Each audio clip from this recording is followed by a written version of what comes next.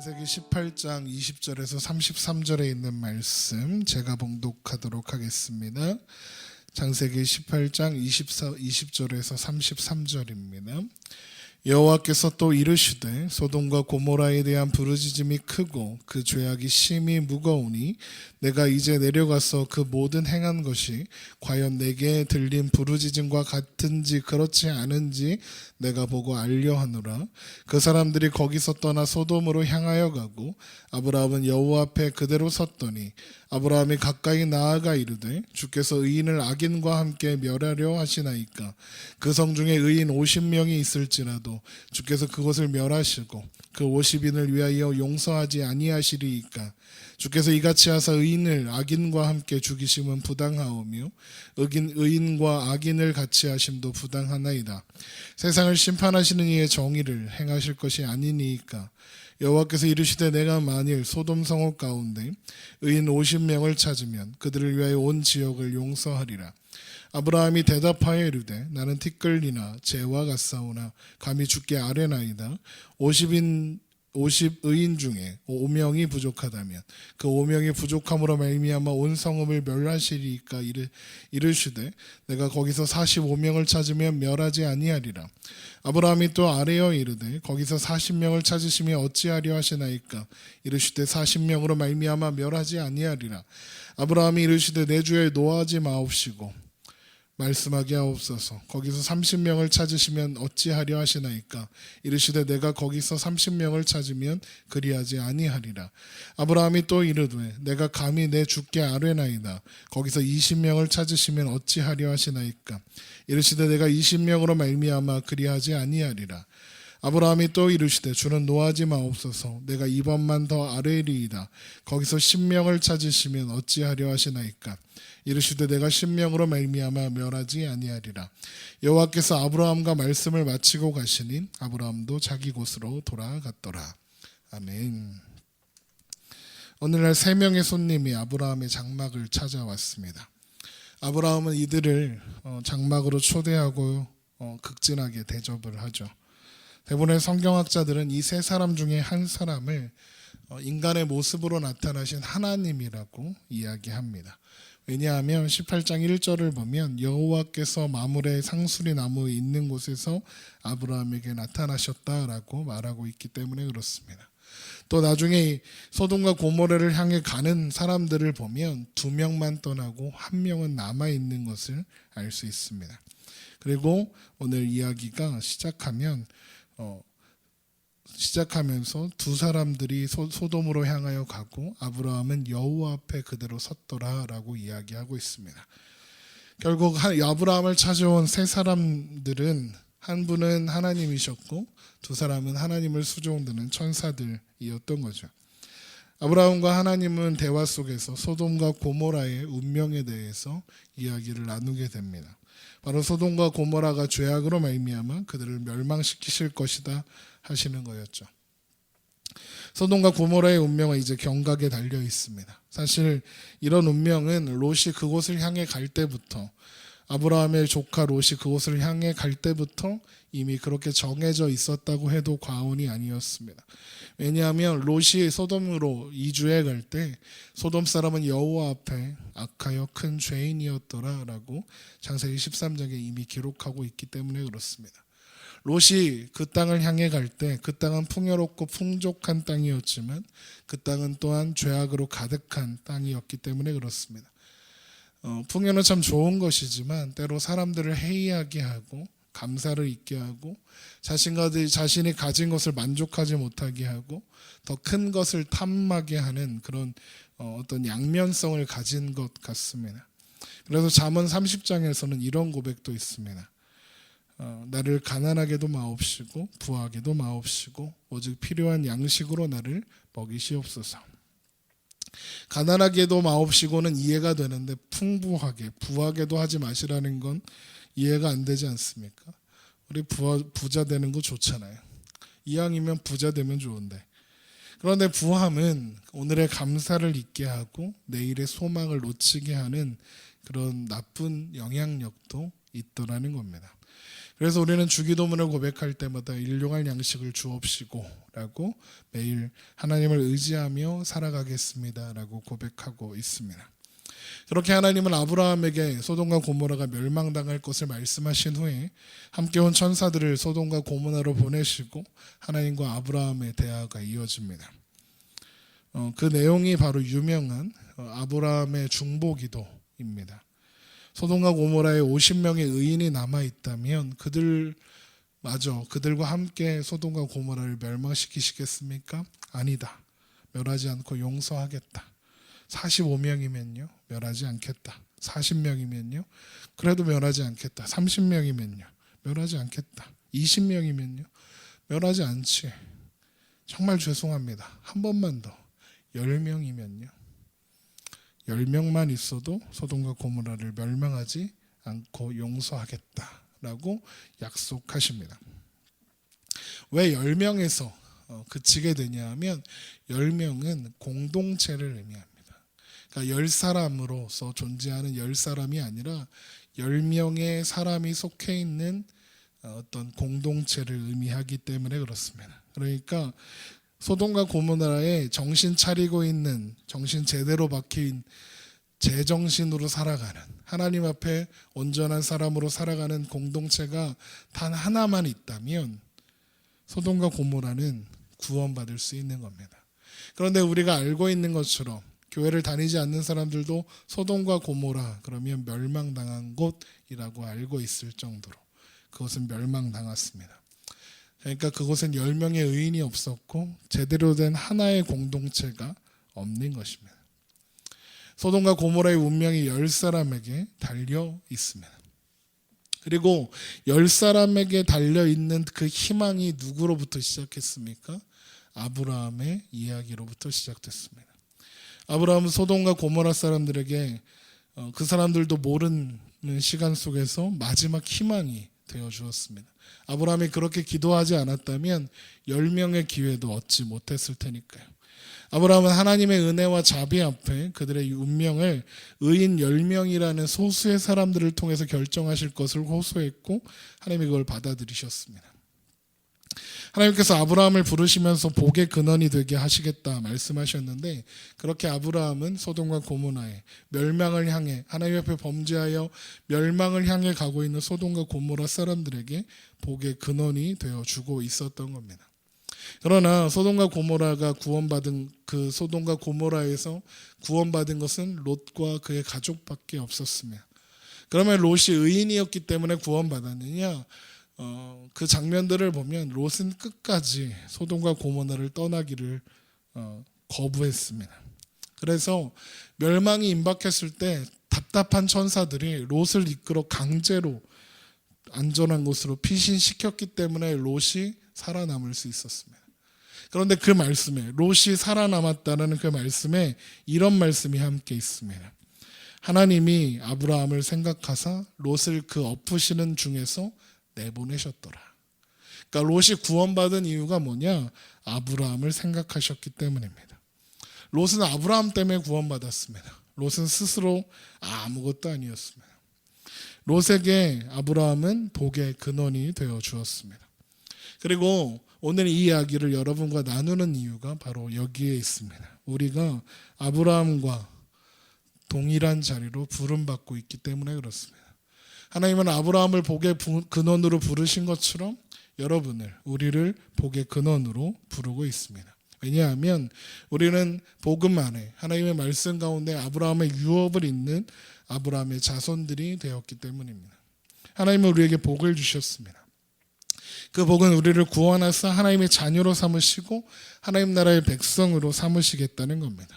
하나님은 아브라함이 그러했던 것처럼 우리가 살아가는 그 삶의 자리에서 복의 근원이 되기를 원하십니다. 그래서 하나님을 우리를 향해서 왕같은 제사장이다라고 말씀하시고 우리를 통해서 이 땅 가운데 복음이 선포되고 하나님의 이름이 선포되며 하나님께서 기뻐하시는 복들이 이 세상 가운데 흘러가게 할 것이라 말씀하셨습니다. 우리 때문에 우리로 인해서 우리 주변 사람들이 멸망에서 구원으로 사망에서 생명으로 옮겨지는 일들이 일어나게 된다는 겁니다. 그런데 그런 일들이 일어나고 있나요? 우리를 통해서 하나님의 은혜와 자비가 나누어지고 있을까요? 하나님은 우리가 하나님 앞에 온전한 자가 되어서 세상 앞에 빛과 소금으로, 그래서 그들로 하여금 하나님 앞에 나오게 하는 사람들을, 우리가 만나는 사람들을 하나님 앞에 나오게 하는 통로로 사용하시기를 기뻐하십니다. 그러나 하나님께서 맡기신 바, 우리에게 맡기신 바 그 유업이 어디냐 하면 우리가 살아가는 그 삶의 자리입니다. 나의 가정, 직장, 또 교회, 학교, 바로 여러분이 존재하고 살아가는 바로 그것입니다. 바로 그곳에서 여러분은 복의 근원이고 빛이고 소금이 되어야 하는 거죠. 하나님은 우리를 우리의 삶의 자리에서 왕같은 제사장으로 그 사명을 감당하도록 하셨기 때문에 그렇습니다. 물론 쉬운 일이 아닙니다. 왜냐하면 나 혼자 사는 것도 쉽지 않은 세상이니까요. 다른 사람들을 배려하고 챙기고 그들에게 하나님 나라를 보여주기에는 우리가 사는 세상이 너무나 각박합니다. 그래서 남에게 피해나 주지 않으면 다행이다, 그런 생각을 합니다. 워낙 비정상인 사람들이 많아서 남한테 피해만 안 줘도 다행인 세대인 것 같긴 합니다. 그러나 그리스도인으로서 우리가 살아가는, 그리고 그 방향은 복의 근원으로 빛과 소금으로 왕같은 제사장의 길로 가야 하는 게 맞습니다. 그런 존재는 무엇을 해서 되는 것이 아니라 그냥 존재함으로써 되는 겁니다. 소소한 일상 속에서 그저 살아감으로써, 저 사람이 나와 함께 이 직장에, 우리 학교에, 우리 집에, 내가 살아가고 있는 삶의 자리에 같이 있음으로 말미암아, 그냥 거기 존재함으로 말미암아 위로가 되고 힘이 되고, 미숙한 동료를 무심하듯 그런데 세심하게 챙기는 그런 츤데레 같은 사람, 그런 것이 되는 것이 시작일 것입니다. 그렇게 작은 나무 같던 사람들이 언젠가는 큰 나무가 되어서 함께하는 사람들, 머무는 사람들이 시원한 그늘을 누리고 편안하게 쉴 수 있는 곳이 되어주는 큰 나무와 같은 사람들이 되어 줄 겁니다. 우리는 그런 존재들이 되고야 말 겁니다. 어떻게 아느냐? 하나님께서 그렇게 하시겠다고 말씀하셨기 때문에 그렇습니다. 제가 늘 강조하듯이 아브라함이 훌륭해서, 다윗이 훌륭해서, 어떤 사람이 훌륭해서 하나님 부르시고 그 사람에게 복의 근원이 되게 하겠다, 왕으로 삼겠다 하신 적이 없습니다. 그 사람이 훌륭하기 때문에 된 사람은 아무도 없습니다. 그들이 왕이 되고 그들이 복의 근원이 되고 빛과 소금이 된 것은 하나님이 부르셨기 때문에 그렇게 된 겁니다. 하나님이 부르셨기 때문에 복의 근원이 된 겁니다. 하나님은 우리에게 이렇게 해라 저렇게 해라, 이렇게 되어야 한다라고 말씀하시는 게 아니라 이렇게 되게 하겠다 말씀하십니다. 빛과 소금이 되게 하겠다, 복의 근원이 되게 하겠다, 왕같은 제사장이 되게 하겠다 말씀하십니다. 하나님은 계획하신 이 일을 이루시는 것을 절대로 포기하지 않겠다 말씀하시기도 합니다. 너희 안에 착한 일을 시작하신 이가 그리스도 예수의 날까지 이루실 줄을 우리는 확신하노라. 하나님께서 우리를 부르시고 아브라함처럼 살아가는 그 삶의 자리에서 복의 근원이 되게 하실 겁니다. 하나님께서 되게 하실 것을 믿고 그저 우리는 오늘을 살아가며 내가 만나고 있는 그 한 사람, 내가 살아가는 그 삶의 자리에서 친구가 되어주고 위로가 되어주고 희망이 되어주면 좋습니다. 소돔과 고모라의 운명이 10명의 의인에게 달려 있었잖아요. 그리고 그 희망이 아브라함으로부터 시작되었습니다. 하나님은 다수의 죄인과 소수의 의인이 있다면 소수의 의인들을 가지고 하나님의 결정의 결정적인 원인과 이유로 삼으신답니다. 10명의 의인이 그 시대를, 그 사회를 지탱하는 도구가 되는 겁니다. 그런데 소돔과 고모라에는 의인 10명이 없어서 심판받아 멸망했습니다. 그런데 이 시대는 소돔과 고모라보다도 더 죄악이 가득하지 않습니까? 그런데 놀랍게도 심판을 받지 않고 심판을 면하고 있습니다. 왜 그럴까? 이 시대를 지탱하고 있는 사람들이 있기 때문에 그렇습니다. 10명의 의인이 이 시대 가운데, 이 사회 가운데 있기 때문에 그렇습니다. 바로 여러분입니다. 여러분이 이 시대를, 이 사회를, 이 세상을 지탱하고 버티고 있는 겁니다. 우리는 이 나라와 이 시대와 이 세상 앞에 복의 근원으로 존재하고 있습니다. 그 정도까지는 아닌 것 같습니다, 목사님. 우리가 이 사회를 지탱하고 있다니요. 그럴 수 있습니다. 그러나 하나님께서 이 시대와 이 사회를 멸망시킬까, 복을 줄까, 은혜를 줄까 할 때 따져볼 10명의 사람으로 우리가 이 자리에 있습니다. 물론 그게 어렵다 생각하실 수는 있습니다. 왜냐하면 내가 그런 주제가 안 된다고 생각하실 수도 있기 때문에 그렇습니다. 그러나 우리는 그렇게 부름 받았습니다. 그리고 우리가 자격이 있어서, 우리가 그것을 할 수 있어서 부른 것이 아니라고 말씀드렸습니다. 하나님이 그렇게 되게 하시겠다 말씀하시며 우리를 부르셨습니다. 여러분, 우리 교회가 하늘소리에 모인 여러분이 하나님 앞에 10명의 의인 중에 한 사람으로 존재하면 됩니다. 우리의 삶에 맡겨진 모든 일들 가운데 하나님을 섬기는 사람으로, 하나님과 함께 하는 사람으로, 세상 앞에 하나님의 사랑과 복과 기쁨을 나누어 주는 그런 사람으로, 한 명의 의인으로 살아있는, 존재하는 우리가 되기를 소망합니다. 하나님은 여러분을 아브라함에게 하신 것처럼 여러분을 복의 근원으로 삼으셨기 때문에 그렇습니다. 여러분이 있기 때문에 이 시대가, 이 사회가, 이 나라가 하나님의 은혜와 긍휼로 만나 주시는 겁니다. 여러분이 있기 때문에 이 시대가 아직 존재하고 있는 겁니다. 그래서 우리는 세상의 빛이고 세상의 소금이라 할 수 있는 것입니다. 그것이 우리의 기쁨이 되는 것입니다. 그래서 우리는 때로 어둠 가운데 서 있게 되기도 합니다. 왜냐하면 우리가 한 줄기에 지금 초처럼, 그리고 빛이 희미해 보이는 가로등처럼 우리의 삶의 자리에 세워졌기 때문에 그렇습니다. 촛불 하나는 그냥 그 주위를 비추는 작은 빛불 같고, 가로등 하나는 그 앞만 비추는 작은 빛 같지만 그 빛이 소망이 됩니다. 가로등은 어두운 가운데 세워져 있어야 하죠. 밝은 곳에, 혹은 가로등이 많은 곳에 함께 모여 있으면 그것은 가로등이 아니니까요. 여러분이 아니었으면 이 세상은, 이 시대는 벌써 멸망하고 말았을 겁니다. 그래서 여러분, 이 시대가, 이 세상이, 이 나라가, 여러분의 직장이, 여러분의 학교가, 여러분이 살아가는 그 삶의 자리가 여러분의 친구들에게 이렇게 많은 사람들 중에 그들 만난 건 행운입니다. 입니다. 여러분이 존재함으로써 세상이 있습니다. 여러분이 아니었으면 그 세상은 벌써 무너졌을 겁니다. 세상을 바라보며 우리가 여유를 가져야 하는 이유가 그렇습니다. 우리 아니었으면 존재도 못할 세상입니다. 그 세상을 바라보며 당당하게, 그리고 기쁨으로 사랑을 나누어 주고, 그리고 하나님의 인도함 가운데 우리가 손을 내밀고 위로와 사랑으로 다가가는 존재들이 되었으면 좋겠습니다. 그래서 올해도 우리는 여기 붙어있는, 2018년부터 붙어있는 내 길을 여호와께 맡기라라는 말씀을 붙잡고 갑니다. 여러분, 기도 제목 카드와 또 그 말씀 카드를 준비해 두었는데요. 기도 제목 카드는 기록하셔서 제출해 주시고, 말씀 카드는 성경에 꽂아서 혹은 책에 가져가셔서 이렇게 보시면서 생각하시면 되겠습니다. 내 길을 여호와께 맡기라.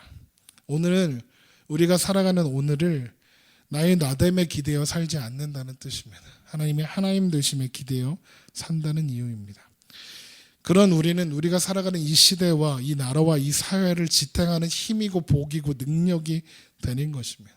우리는 그런 존재가 될 수 있는 것은 우리가 우리의 힘으로 존재하는 것이 아니라 하나님을 의지하고 하나님과 함께 존재하는 자들이기 때문에 그렇습니다. 여러분, 오늘 말씀을 잘 기억하시고요. 그래서 인식하시고, 그래서 여러분의 삶과 그리고 신앙에 하나님의 자녀로 존재하는, 그래서 이 세상에 복을 흘려주고 또 복을 나누어지는 복의 근원으로 존재하며 사는 여러분이 되시기를 바랍니다. 복의 근원으로 불러주신 하나님 앞에 그 맡기신 책임을 감사와 충성과 승리로 나아가는 여러분 되시기를 주님의 이름으로 축원합니다.